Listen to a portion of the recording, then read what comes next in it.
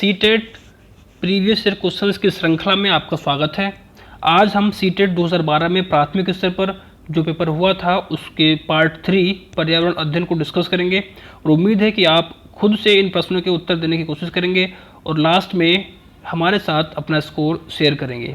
तो करते हैं स्टार्ट। और स्टार्ट करने से पहले मैं आपसे रिक्वेस्ट करूँगा कि यदि आप चैनल पर नए हैं तो प्लीज़ चैनल को सब्सक्राइब कर लीजिए और लास्ट में वीडियो पसंद आए तो एक लाइक भी कर दीजिए।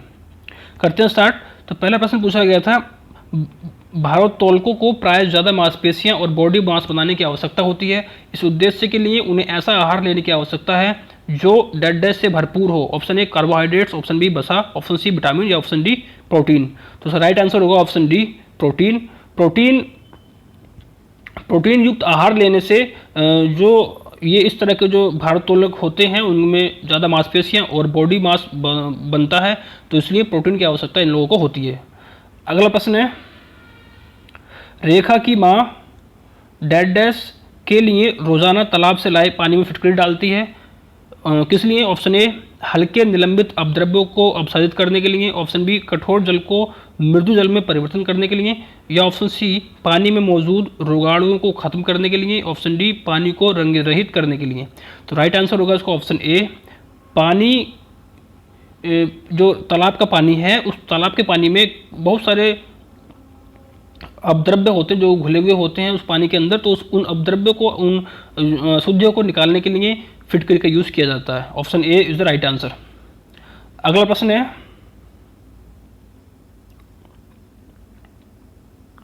खाद्य श्रृंखला की संकल्पना को पढ़ाने में विद्यार्थियों की अधिकतम भागीदारिता के लिए निम्नलिखित में से कौन सी शिक्षण व्यूह रचना सबसे प्रभावी होगी? तो सबसे इफेक्टिव जो शिक्षण व्यूह रचना है वो होगी आपकी option B. Option B is the right answer. जीवों के प्ले कार्ड्स बनाना और विद्यार्थियों के समूह को विभिन्न खाद्य श्रृंखलाओं को सोचते हुए उन्हें व्यवस्थित करने के लिए कहना। Option B is the right answer.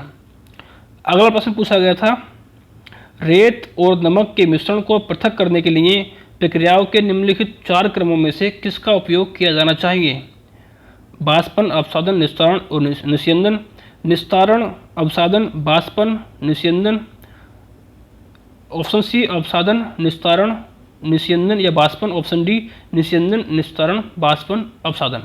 तो राइट आंसर होगा इसका ऑप्शन डी, निस्यंदन, निस्तारण, बाष्पन और अवसादन। इस तरीके से रेत और नमक के मिश्रण को पृथक करने के लिए 4 तरीके होते हैं। कौन कौन से? निस्यंदन, निस्तारण, बाष्पन और अवसादन। तो option D is the right answer. अगला प्रश्न पूछा गया है, एक विज्ञान शिक्षिका श्वसन प्रकरण पढ़ाने के बाद परीक्षा का आयोजन करती है और ये देखती है कि अधिकांश विद्यार्थी श्वसन और सांस लेने के बीच अंतर को नहीं समझते हैं। ये किसके कारण हो सकता है? ऑप्शन ए ये उनकी कक्षा अध्यापिका नहीं है, ऑप्शन बी विद्यार्थी प्रश्न को अच्छी तरीके से नहीं समझ सके, ऑप्शन सी शिक्षिका की कक्षा में प्राय बहुत अनुशासनहीनता होती है, ऑप्शन डी वह कक्षा में प्रभावी तरीके से संबंधित संकल्पना को व्याख्यायित नहीं कर सकी। तो राइट आंसर होगा इसका ऑप्शन डी, वह कक्षा में प्रभावी तरीके से जो संबंधित संकल्पना से संबंधित जो कॉन्सेप्ट था उसको समझाने में असफल रही है, इसीलिए बच्चे श्वसन और सांस लेने के बीच का जो डिफरेंस है उसको बताने में असमर्थ हैं। यदि आप लोग जानते हैं कि श्वसन और सांस लेने के बीच में क्या डिफरेंस होता है तो उसको कमेंट के माध्यम से हमारे साथ शेयर कर सकते हैं।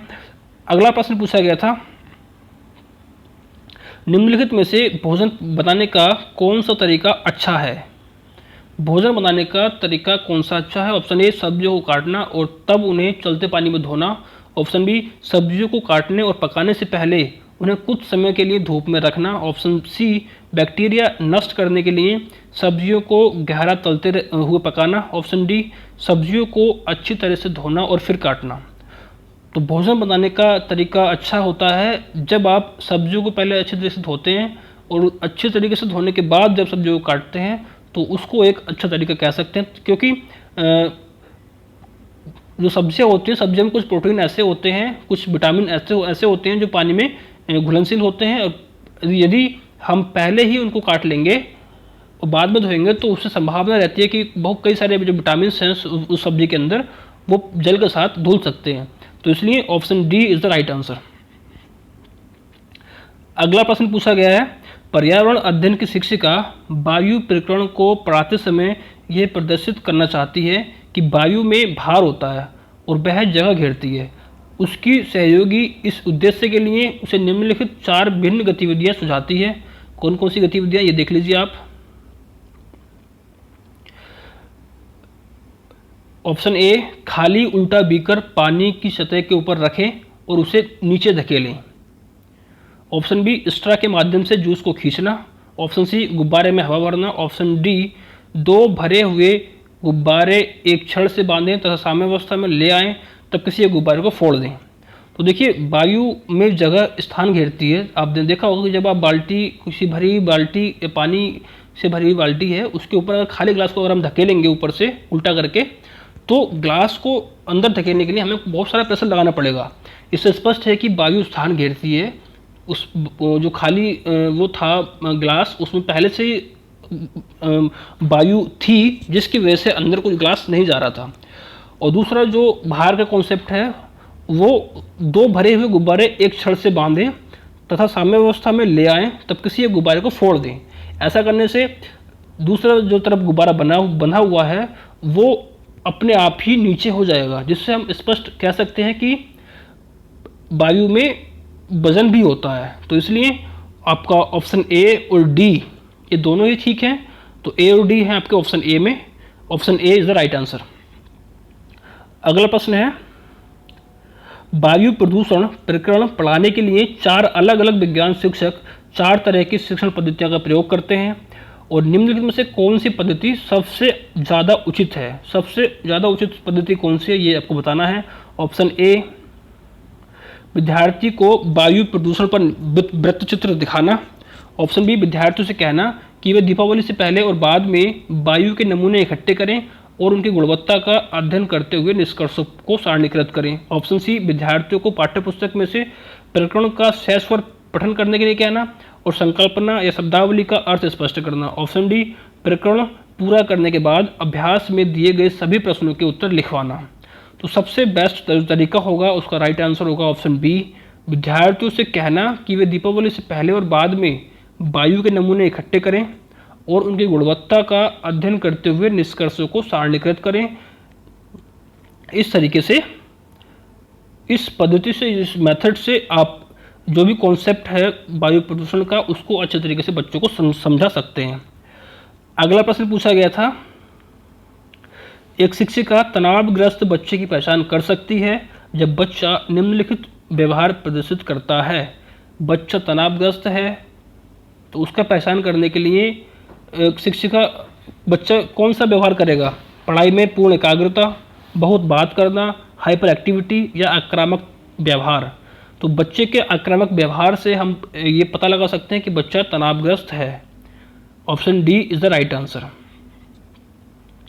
अगला प्रश्न पूछा गया था, पानी के साथ प्रयोग करते हुए ज्योति ये देखती है कि स्टील की खाली कटोरी पानी पर तैरती है लेकिन लोहे की एक छोटी कील डूब जाती है।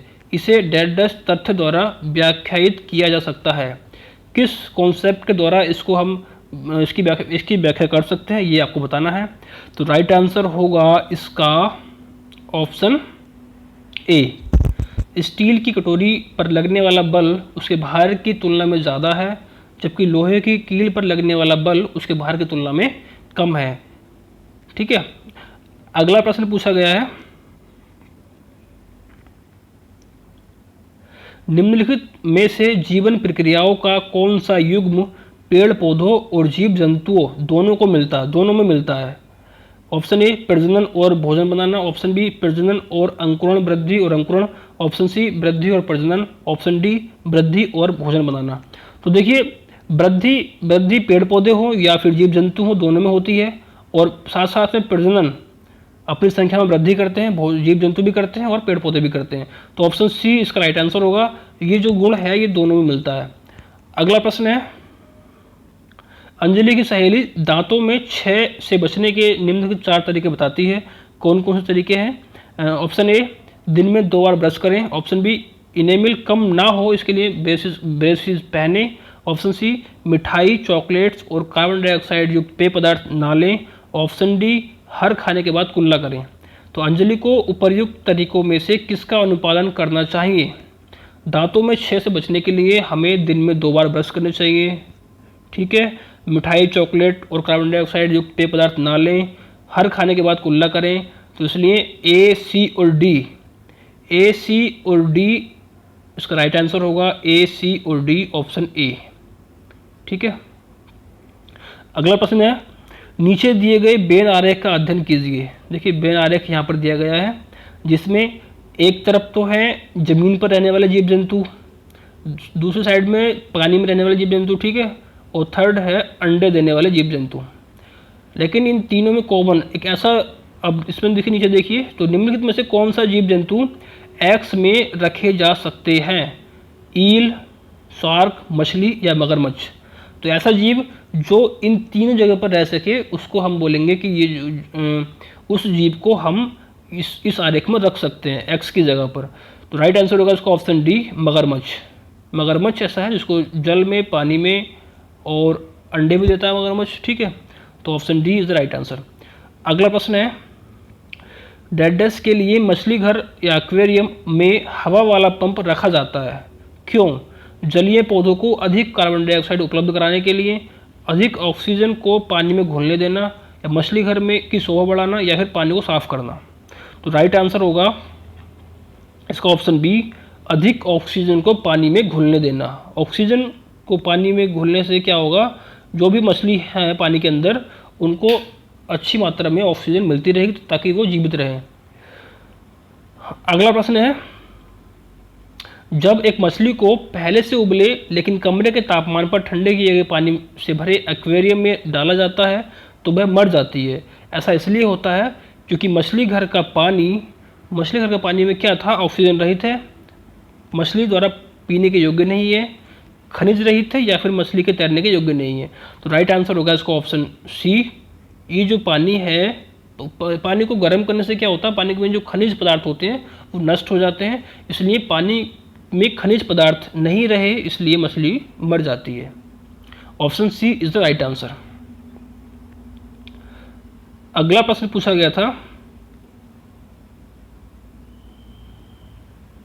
निम्नलिखित में से कौन सा चांद की सतह की विशेषताओं के बारे में सबसे अच्छा वर्णन करता है? ऑप्शन ए, पानी नहीं, पर्याप्त हवा, ऊंचे पहाड़। चांद की जो सरफेस है उसकी विशेषताओं के बारे में हमें बताएं कौन कौन सी विशेषताएं वहाँ की है।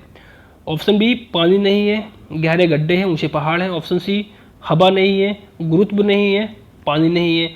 ऑप्शन डी, हवा नहीं, गुरुत्व नहीं और समतल सतह। तो राइट आंसर होगा इसका ऑप्शन बी, पानी वहाँ पर नहीं है। ठीक है, गहरे गड्ढे हैं और ऊंचे ऊंचे पहाड़ हैं, ये चांद की विशेषता है। चांद की जो सरफेस है, चांद का जो सतह है उसकी विशेषता है। पानी नहीं है, गहरे गड्ढे हैं और ऊंचे ऊंचे पहाड़ हैं। Option B is the right answer. अगला प्रश्न है, आरती एक पोस्टर पर एक बीमारी की रोकथाम से संबंधित निम्नलिखित सावधानियां पढ़ती है। ऑप्शन ए, अपने आसपास पानी को जमा ना होने दें। ऑप्शन बी, पानी के बर्तनों, कूलरों और टंकियों को साफ रखें। ऑप्शन सी, यदि कुछ जगहों पर पानी इकट्ठा हो जाता है तो तेल का छिड़काव करें। या फिर ऑप्शन डी, स्वयं के बचाव के लिए जाली का प्रयोग करें। तो 4 ऑप्शन दिए हैं, 4 सावधानियां किसी एक बीमारी को रोकने के लिए आरती ने एक पोस्टर बनाया है। तो ये कौन सी बीमारी को संकेत कर रहा है ये आपको बताना है। तो ऑप्शन ए, चेचक और मलेरिया। ऑप्शन बी, डेंगू और fly flu. Option C, typhoid और हैजा। ऑप्शन डी, डेंगू और जापानी मस्तिष्क ज्वर। तो राइट आंसर होगा इसका ऑप्शन डी, डेंगू और जापानी मस्तिष्क ज्वर। ठीक है, उसके फैलने के बारे में जागरूकता पैदा कर रही है। अगला प्रश्न पूछा गया था, निम्नलिखित में से कौन से शब्द समूह आपस में निकटतम रूप से संबंधित हैं? आपस में एक दूसरे से इंटरकनेक्टेड है, ऐसे कौन से हैं? ऑप्शन ए, लोह, मलेरिया, एनीमिया, रक्त। ऑप्शन बी, लोह, हीमोग्लोबिन, एनीमिया, आंवला। ऑप्शन सी, मच्छर, डेंगू, लोह और गुड़। ऑप्शन डी, मच्छर, मलेरिया, एनीमिया। एनीमिया यानी कि रक्त अल्पता। तो राइट आंसर होगा इसका ऑप्शन बी, लोह, हीमोग्लोबिन, एनीमिया और आंवला। क्योंकि हीमोग्लोबिन की कमी से एनीमिया होता है और आंवला में आयरन अधिक पाया जाता है। ठीक है, तो इसलिए लोह, हीमोग्लोबिन, एनीमिया और आंवला ये एक दूसरे से संबंधित हैं। अगला प्रश्न पूछा गया था, अभिभावक शिक्षक अंत्यक्रियाओं को उपलब्ध कराने का मुख्य उद्देश्य क्या है? ऑप्शन ए, पुनर्बलन और सुधार के लिए बच्चे की योग्यताओं और कमजोरियों के बारे में चर्चा करना। ऑप्शन बी, एक दूसरे के साथ सामाजिक संबंध विकसित करना। ऑप्शन सी, एक दूसरे की कमियों को उजागर करना। ऑप्शन डी, विद्यालय में हो रहे क्रियाकलापों के बारे में जानकारी को साझा करना। तो राइट आंसर होगा इसका ऑप्शन ए, पुनर्बलन और सुधार के लिए बच्चे की योग्यताओं और कमजोरियों के बारे में चर्चा करना उद्देश्य होता है अभिभावक शिक्षक अंत्यक्रिया का। ठीक है। अगला प्रश्न पूछा गया था, यह पढ़ाते समय कि कुछ समय के लिए खाद्य पदार्थों को किस तरह ताज़ा रखा जा सकता है। राधा अपनी कक्षा में निम्नलिखित अनेक तकनीकी की परिगणना करती है। ऑप्शन ए, उसे कटोरी में रखती है तथा कटोरी को एक खुले बर्तन में रख देती है जिसमें ठंडा पानी हो।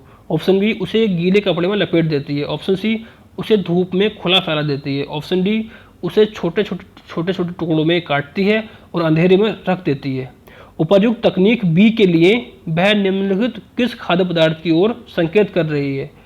बी का जो एक्टिविटी उसने की है, उसे एक गीले कपड़े में लपेट देती है, तो इसके लिए वह किस खाद्य पदार्थ की ओर संकेत कर रही है ये आपको बताना है। ऑप्शन ए, प्याज लहसुन। ऑप्शन बी, हरा धनिया। ऑप्शन सी, काजू बर्फी। ऑप्शन डी, पके हुए चावल। तो देखिए, गीले कपड़े में लपेटने का मतलब क्या है? हरे धनिया है, हरा धनिया को हम गीले कपड़े में लपेट कर रखते हैं तो उसको हम ज़्यादा समय तक स्टोर कर सकते हैं। Option B is the right answer. अगला प्रश्न पूछा गया था, कक्षा 5 के विद्यार्थियों को घर्षण प्रकरण पढ़ाते समय शिक्षिका ये समझाने के लिए अनेक उदाहरण देती है कि घर्षण हमारे लिए कई तरीके से उपयोगी है। उसके द्वारा दिए गए निम्नलिखित उदाहरणों में से कौन सा गलत है? घर्षण का जो टॉपिक है, घर्षण का जो टॉपिक है उस टॉपिक से संबंधित उदाहरण यहाँ पर दिए गए हैं। ठीक है, तो ऐसा कौन सा उदाहरण जो गलत है? ऑप्शन ए, हमारे जूतों और ज़मीन के बीच होने वाले घर्षण के कारण ही हम चल पाते हैं, एकदम सही है। ऑप्शन बी, ऊर्ध्वाधर रूप से ऊपर फेंकी गई वस्तु घर्षण के कारण हमेशा हमारे पास ही वापस आती है। या फिर ऑप्शन सी, ब्रेक लगाने पर वाहन रुक जाता है। ठीक है, ये भी घर्षण का एग्जाम्पल है। ऑप्शन डी, पेन की नोक और पेपर के बीच होने वाले घर्षण के कारण ही हम लिख पाते हैं, ये भी एकदम सही है। इसका मतलब ऑप्शन जो बी है आपका, ये राइट आंसर होगा। ये जो है घर्षण टॉपिक का एग्जाम्पल नहीं है, क्योंकि इसका जो रीज़न है वो क्या है? ग्रेविटी, गुरुत्वाकर्षण बल। उसके द्वारा कोई वस्तु ऊपर जो फेंकते हैं तो नीचे आने का जो कारण होता है वो क्या होता है? गुरुत्वाकर्षण बल। अगला प्रश्न पूछा है, सभी बड़े शहर सड़कों पर भारी संख्या में वाहनों के कारण पर्यावरण प्रदूषण की समस्या का सामना कर रहे हैं। पर्यावरण संरक्षण के लिए शहर के लोग व्यक्तिगत रूप से डैश के माध्यम से अपना सहयोग दे सकते हैं। भाई, शहरी जो एरिया होता है वहाँ पर वाहन बहुत ज़्यादा होते हैं, तो जिससे क्या होता है? पर्यावरण प्रदूषण की समस्या बन जाती है। तो इस समस्या का सामना करने के लिए जो वहाँ के लोग हैं वो अपने व्यक्तिगत रूप से किस तरीके से सपोर्ट कर सकते हैं ये आपको बताना है। ऑप्शन ए, आने जाने के लिए सर्वाधिक यातायात व्यवस्था का प्रयोग करने से, या फिर अक्सर घर से बाहर जाने से बचने से, या फिर व्यक्तिगत वाहन जैसे स्कूटर कार आदि नहीं देखने से, या ऑप्शन डी, पर्यावरण सुरक्षित सीमा के लिए व्यक्तिगत वाहन के इंजन की नियमित रूप से जांच करवाने से। तो देखिए, इसका राइट आंसर होगा ऑप्शन ए, आने जाने के लिए सर्वाधिक यातायात व्यवस्था का प्रयोग करेंगे, जिससे क्या होगा? जो हमारे वाहन हैं कम होंगे शहरी एरिया में, और वाहन कम होंगे तो जाहिर सी बात है कि प्रदूषण भी कम होगा। तो option A is the right answer. अगला प्रश्न पूछा गया है, कक्षा 5 का समीर अक्सर समय पर पर्यावरण अध्ययन की शिक्षिका के पास दत्त कार्य जमा नहीं कराता, इससे निपटने का सर्वोत्तम सुधारात्मक उपाय हो सकता है। क्या उपाय हो सकता है इससे निपटने का? ऑप्शन ए, उसे खेल कूद की कक्षा में जाने से रोकना। ऑप्शन बी, अनियमितता के कारण पता लगाना और समीर को परामर्श देना। ऑप्शन सी, उसकी अनियमितता के बारे में अभिभावकों के लिए एक नोट लिखना। या फिर ऑप्शन डी, इस बात के विषय में प्रधानाचार्य को सूचित करना। तो राइट आंसर होगा इसका ऑप्शन बी, अनियमितता के कारण का पता लगाना और समीर को परामर्श देना। देखिए हम उसका रीज़न पता करेंगे कि भाई बच्चा ऐसा क्यों नहीं कर रहा है, कारण क्या है, और फिर जब कारण का पता चल जाएगा हमें तो उसके बाद हम उसको परामर्श देंगे जिससे कि बच्चा में सुधार आ जाए। अगला प्रश्न पूछा गया था, वायु हर जगह है प्रकरण पर पढ़ाते समय एक शिक्षक विद्यार्थियों से निम्नलिखित प्रश्न पूछता है। ऑप्शन ए, क्या मृदा में वायु है? ऑप्शन बी, क्या पानी के अंदर वायु है? ऑप्शन सी, क्या हमारे शरीर में वायु है? ऑप्शन डी, क्या हमारी हड्डियों में वायु है? तो शिक्षक शिक्षार्थियों में निम्नलिखित में से कौन सा कौशल विकसित करने का प्रयास कर रहा है? इन प्रश्नों के माध्यम से शिक्षक विद्यार्थियों में कौन से कौशल को विकसित करने का प्रयास कर रहा है? ऑप्शन ए चिंतन कौशल, ऑप्शन बी संवेगात्मक कौशल, ऑप्शन सी अवलोकन कौशल, ऑप्शन डी वर्गीकरण कौशल। तो राइट आंसर होगा इसका ऑप्शन सी, अवलोकन कौशल को विकसित कर रहा है वो इसके माध्यम से। ठीक है, अगला प्रश्न है, एक कक्षा में औसत से कम वाले 4 विद्यार्थी हैं, उन्हें अन्य विद्यार्थियों के समान लाने के लिए निम्नलिखित में से कौन सी व्यूह रचना सबसे प्रभावी होगी? ऑप्शन ए, उनके अधिगम के कमजोर क्षेत्रों की पहचान करना और उसके अनुसार सुधारात्मक उपाय उपलब्ध कराना। ऑप्शन बी, ये सुनिश्चित करना कि वे नियमित रूप से विद्यालय आएं। ऑप्शन सी, उन्हें घर पर करने के लिए अतिरिक्त दत्त कार्य देना। ऑप्शन डी, उन्हें अगली पंक्ति में बैठाना और उनके काम का लगातार पर्यवेक्षण करना। तो राइट आंसर होगा इसका ऑप्शन ए, उनके अधिगम के कमजोर क्षेत्रों की पहचान करेंगे और उसके अनुसार हम उनमें सुधारात्मक उपाय उपलब्ध कराएंगे जिससे जो बच्चे हैं वो औसत में आ जाए। ठीक है, अगला प्रश्न है, एक संतुलित प्रश्न पत्र बनाने के लिए निम्नलिखित चरणों के क्रम में से कौन सा सही तरीका है? ऑप्शन ए, डिजाइन तैयार करना, प्रश्न लिखना, अंक योजना तैयार करना, ब्लूप्रिंट से मिलान करना, या ऑप्शन बी, प्रश्न लिखना और उसका संपादन करना, डिजाइन से मिलान करना, ब्लूप्रिंट तैयार करना, अंक योजना लिखना। ऑप्शन सी इस तरीके से, ऑप्शन डी भी है। ठीक है, तो राइट आंसर इसका होगा ऑप्शन डी। सबसे पहले हम डिजाइन तैयार करेंगे, उसके बाद ब्लूप्रिंट तैयार करेंगे, फिर प्रश्न को लिखेंगे और उनका संपादन करेंगे और लास्ट में अंक योजना लिखेंगे। Option D is the right answer. अगला प्रश्न पूछा गया है, एक कक्षा के अनुभाग आ को पेट्रोलियम और कोयले के भंडारों में रिक्तीकरण प्रकरण पढ़ाने के लिए मल्टीमीडिया कैप्सूल का प्रयोग किया गया, जबकि अनुभाग बी को ग्रीन बोर्ड पर आरेख बनाते हुए पढ़ाया गया। बाद में ये पाया गया कि अनुभाग आ के विद्यार्थियों ने एक बेहतर सीमा तक प्रकरण को समझ लिया है। ऐसा होने का कारण क्या हो सकता है, ये आपको बताना है। ऑप्शन ए, बहु उपागम दैनिक जीवन स्थिति के अधिक नज़दीक है। ऑप्शन बी, मल्टीमीडिया सामग्री का प्रयोग अपेक्षाकृत अधिक मितव्ययी है। ऑप्शन सी, दृश्य श्रव्य सामग्रियां बेहतर संधारण के लिए सभी इंद्रियों को शामिल करती हैं। ऑप्शन डी, ग्रीन बोर्ड एक अच्छी दृश्य सामग्री नहीं है। तो राइट आंसर होगा इसका ऑप्शन सी, दृश्य श्रव्य सामग्रियां बेहतर संधारण के लिए सभी इंद्रियों को शामिल करती है, इसलिए ऐसी कोई वस्तु जिसको हम देख सकते हैं और साथ साथ में सुन सकते हैं उसके बारे में, तो उसको हम अच्छे से सीख सकते हैं और उसको ज़्यादा समय तक हम अपने दिमाग में रख सकते हैं। Option C is the right answer.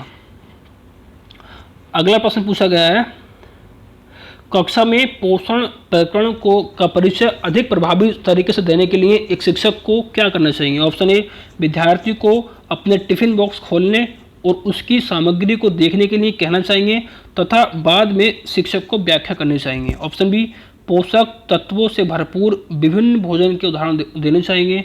Option C, श्यामपट्ट पर पाचन तंत्र का आरेख बनाना चाहिए, या फिर ऑप्शन डी, मानव दांतों का प्रतिरूप दिखना चाहिए। तो राइट आंसर होगा इसका ऑप्शन ए। भाई पोषण का जो टॉपिक है उसको बताने के लिए सबसे पहले हम क्या करेंगे, जो बच्चे हैं जो टिफ़िन बच्चे साथ में लेकर आए हैं उनको खोलने के लिए कहेंगे और उस टिफ़िन में पूछेंगे कि आप क्या लेकर आए हैं और उन जो आप लेकर आए हैं उसमें कितने पोषक तत्व हैं जो हमारे शरीर के लिए लाभदायक हैं। तो इस तरीके से आप जो टॉपिक है उसको शुरुआत कर सकते हैं, जिससे अधिक प्रभावी तरीके से एक अधिक प्रभावी तरीका हो सकता है ये उसके इंट्रोडक्शन का। तो option A is the right answer. अगला प्रश्न है, शामिल करना, खोजबीन करना, व्याख्या करना, विस्तार देना और मूल्यांकन करना विज्ञान के प्रभावी शिक्षण से जुड़े 5 महत्वपूर्ण ईस हैं। ईस मतलब 5 महत्वपूर्ण ई है, फुल फॉर्म अगर देखेंगे 5 ई की, तो इंगेज, एक्सप्लोर, एक्सप्लेन, इलेबोरेट और इवेल्युएट। तो अंकुरण के लिए आवश्यक स्थितियों की संकल्पना से जुड़े व्यवहारिक अनुभवों को विद्यार्थियों को उपलब्ध कराते समय एक विज्ञान शिक्षक उनसे निम्नलिखित गतिविधियां करने के लिए कहता है। ऑप्शन ए, बीजों को रात भर पानी में रखें और उन्हें सूती गीले कपड़े में रखें। ऑप्शन बी, 2 दिनों बाद बीजों का अवलोकन करें और आए परिवर्तनों को रिकॉर्ड करें। ऑप्शन सी, पुस्तक पढ़ें और दिए गए कार्य पत्रक वर्कशीट है उसको काम करें। तो शिक्षक द्वारा दी गई उपर्युक्त गतिविधियों में इन पांचों में से कौन से शामिल नहीं होते हैं, ये आपको बताना है।